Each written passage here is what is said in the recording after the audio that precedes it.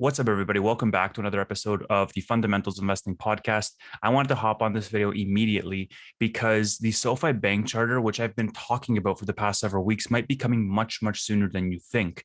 There's been a lot of evidence, a lot of hidden hints, speculation, and I've gathered it all for you in this video. I've organized it, I've arranged it, and together we're going to digest it in terms of what is the new timeline, what is the new dates that we can expect for this bank charter, because there's been some strong hints that have been dropped. There's going to be a lot of information in this video, so let's jump right into it.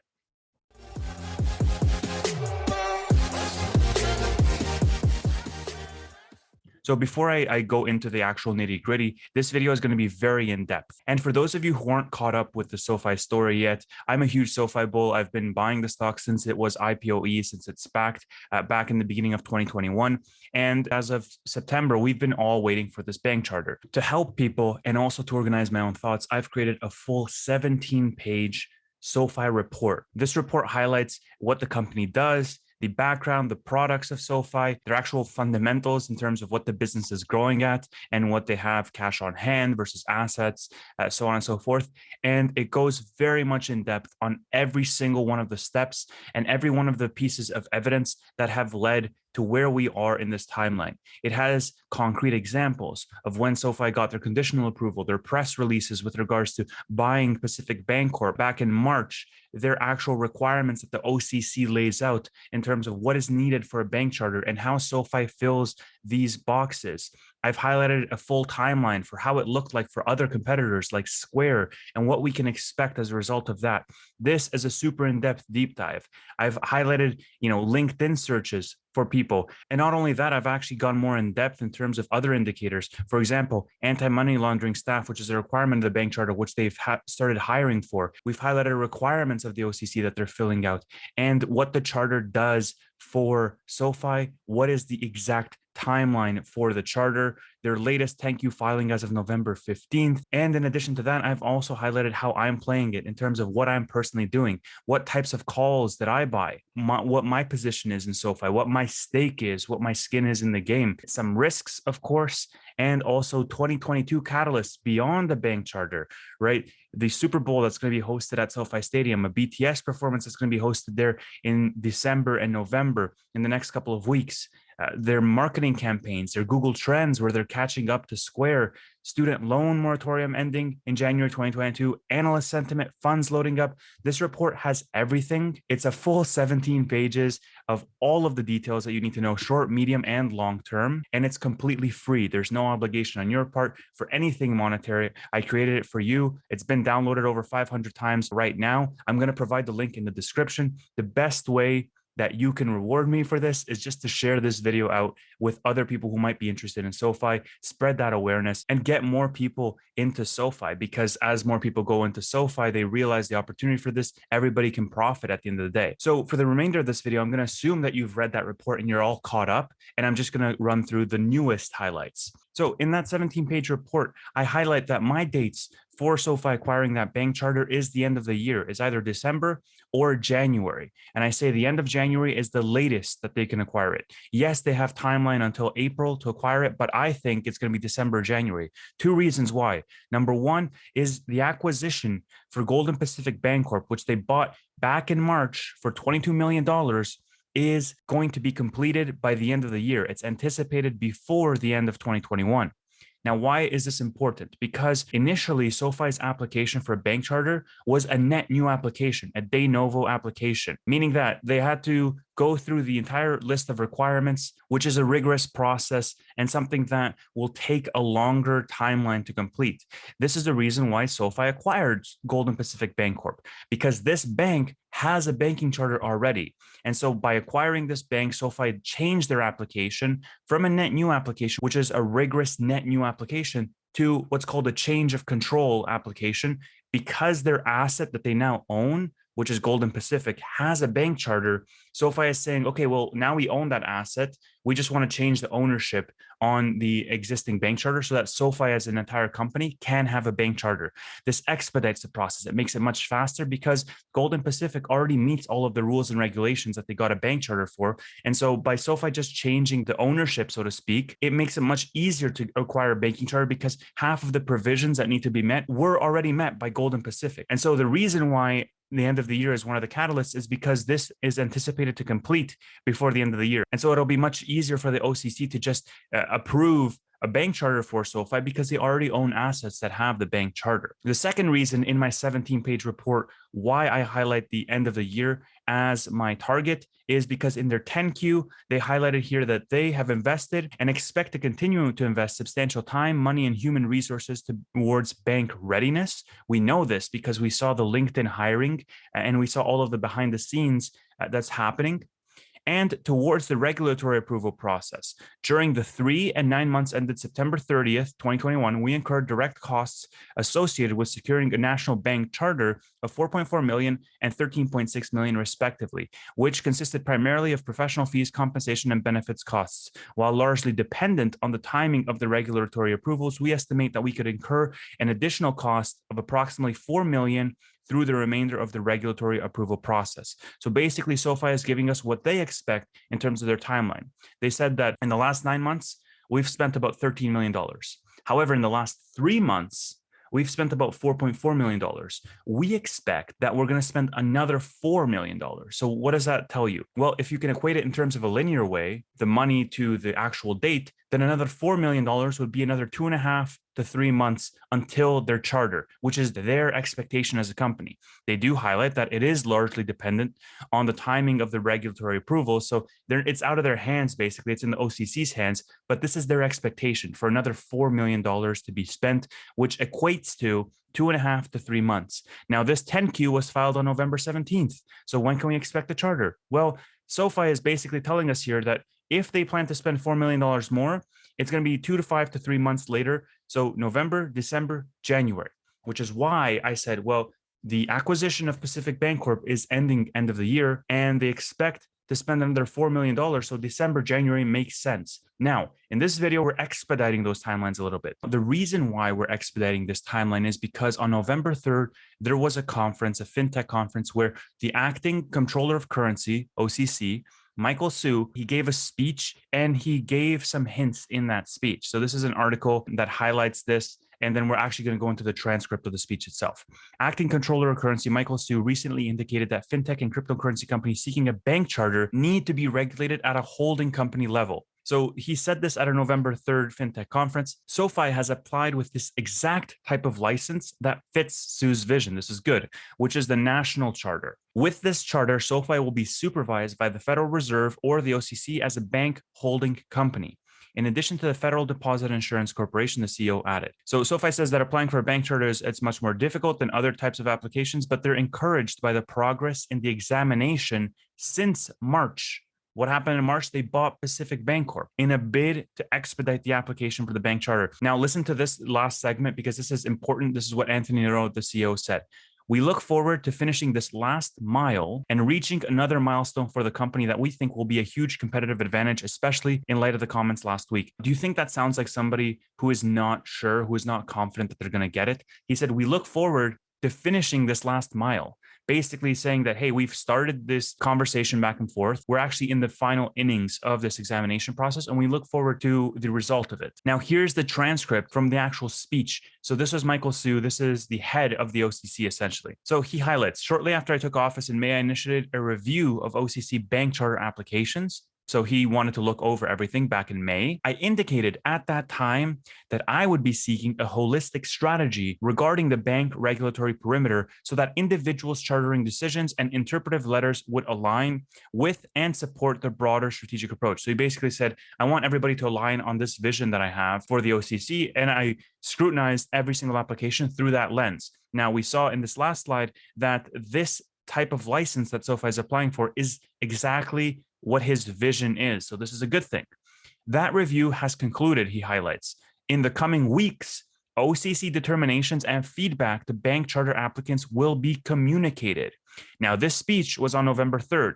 He said in the coming weeks. We're actually at the end of November now. So one could extrapolate to say, well, end of November, beginning of December is the timeline when the actual results from the OCC investigations and the feedback to SoFi will be communicated. And when it's communicated to them, it's going to be communicated to us as well. So that's definitely very bullish news in terms of the actual bank charter approval process. Now let's go into some other steps.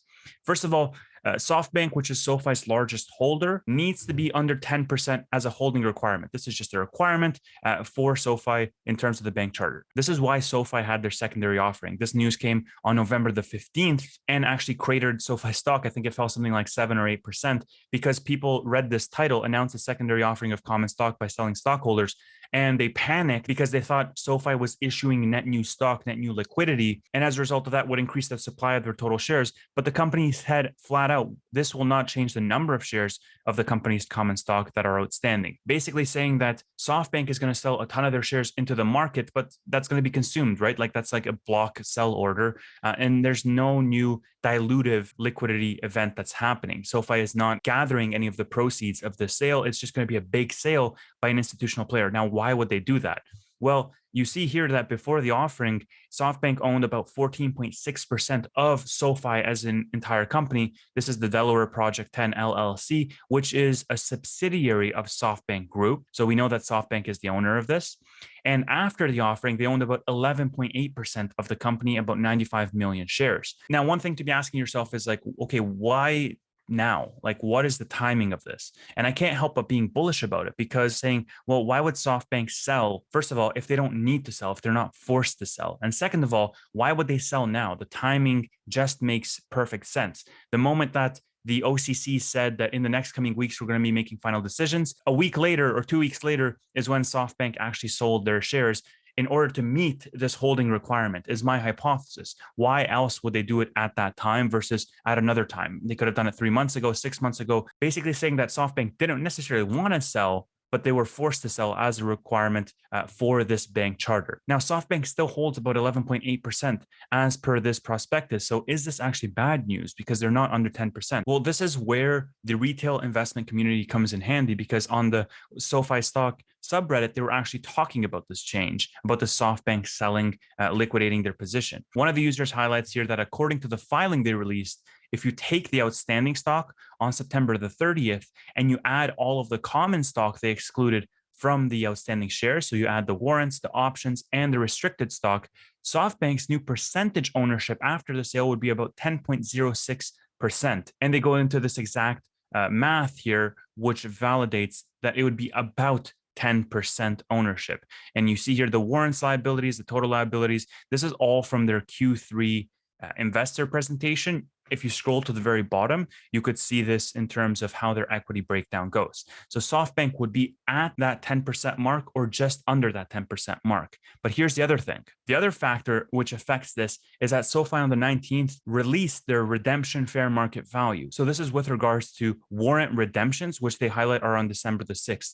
But what does that mean? I'm going to break it all down for you. Okay, so first of all, a stock warrant represents the right to purchase a company stock at a specified price at a specified date. It's sort of like an options contract, but it's a little bit different. A stock warrant is issued directly by a company to an investor. Stock options, for example, are purchased when it's believed that the stock price will go up or down, but the stock warrant, since it's sold directly by the company to the investor, represents future capital for a company. A warrant is exercised very similar to a stock option once the holder, the person who holds the warrant, tells the issuer that they want to purchase the underlying stock. Because the warrant represents stock, the warrant holder will give the warrant and they will receive stock in return. When a warrant is exercised, this is important, the company issues new shares of stock. So the overall number of outstanding shares will increase. The exercise price is fixed shortly after the issuance of the bond. And look at this. On November the 4th, the company announced that it will redeem all of its outstanding warrants to purchase shares of common stock that were issued under the warrant agreement dated October 8th, 2020.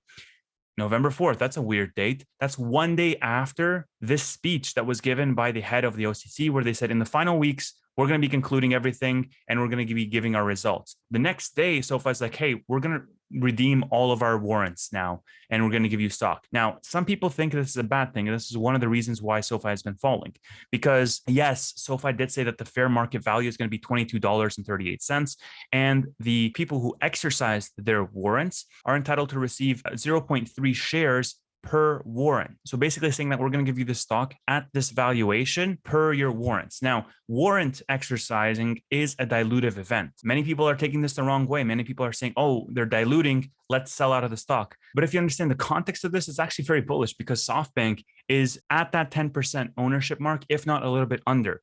With this warrant redemption, more shares are going to be issued by the company because they take in the warrants and they give net new shares, they produce net new shares. Yes, it is a dilutive event, but at the same time, it helps them meet some of their holding requirements for the bank charter approval process. There's a reason everything is happening dominoes, right? On November 3rd, you had the speech. On November 4th, you announced the redemption. On November the 15th, you had your 10Q, which highlighted how much money you expected to spend. On November 19th, you highlighted the fair value. And on December 6th is the deadline for all warrant redemption. So from now until December 6th, SoFi is going to be issuing new stock as people exercise their warrants for the stock. Now, the stock is trading actually currently under this fair market value of $22. It's at about $19.50 as of this recording. So, the people who are issuing or exercising their warrants are getting a deal, right? Because they're selling this warrant at a fair valuation of $22, and the stock is currently under that. So I would expect that all, if not most, warrants to be redeemed. That's the reason why people get the warrants, is to redeem them later at a fair valuation. Now, here's the last thing I want to show before I end this video. The last thing is something that has been spooking a lot of investors. First of all, Chamath sold out of 15% of his SoFi position. And you might be thinking to yourself, wait a minute, why does that matter? Is that bearish for SoFi? Well, he highlighted that he needs the money basically to fund recent investments that will shape our future. He also highlighted that we're proud to still back SoFi and hold 85% of our original stake. He noted this after the fact. He's been selling over the past weeks, and he's liquidated that position. But when he tweeted about this, the stock was down like 5 or 6%. Retail investors are very reactive. When Chamath made this tweet, he had already sold out of his position. That had already happened. It had already been priced into the stock. And so when he released this news, people just panic sold. So this is one of the pieces here of Chamath selling 15%. The other piece was highlighted in their 10Q on November the 17th when that was released. This is buried like at page like 100 and something in their 10Q, and people brought it up in the FinTwit community. It highlights that the restrictions applicable to the remaining 16.6% of the lockup shares held by the sponsor and certain of the SoFi stockholders will end on November 24th, 2021. So basically, there is a lockup expiration period for 16% of the shares. This is, again, a dilutive event, and this is naturally going to spook a lot of investors because as the share supply increases, the share demand decreases. Basic economics 101, right? So as more shares flood the market, the value of the overall shares becomes lower. This part is pretty straightforward to understand. It's a dilutive event. As the supply increases, the demand falls. You see it with even the US dollar, right? As more US dollars are printed, the overall value or purchasing power of the existing dollars falls because the supply increases and the demand for that existing underlying asset falls. So this is actually not great news, but if you put it into context, similar to this warrant redemption, if you put it all into context of SoftBank selling their stake, of what the OCC head said, of what SoFi as a company said, of Anthony Noto highlighting that they're in the final last mile of this process and they're confident in the result, and of the $4 million that they expect to spend until this process is done, it's actually all really bullish, and it points to a decision sooner rather than later. End of November, first week of December, these are all fair game as per that speech that was given by Michael Tsu. Some other dates to keep in mind is that the lockup expiration is on November 24th for 16% of the shares outstanding.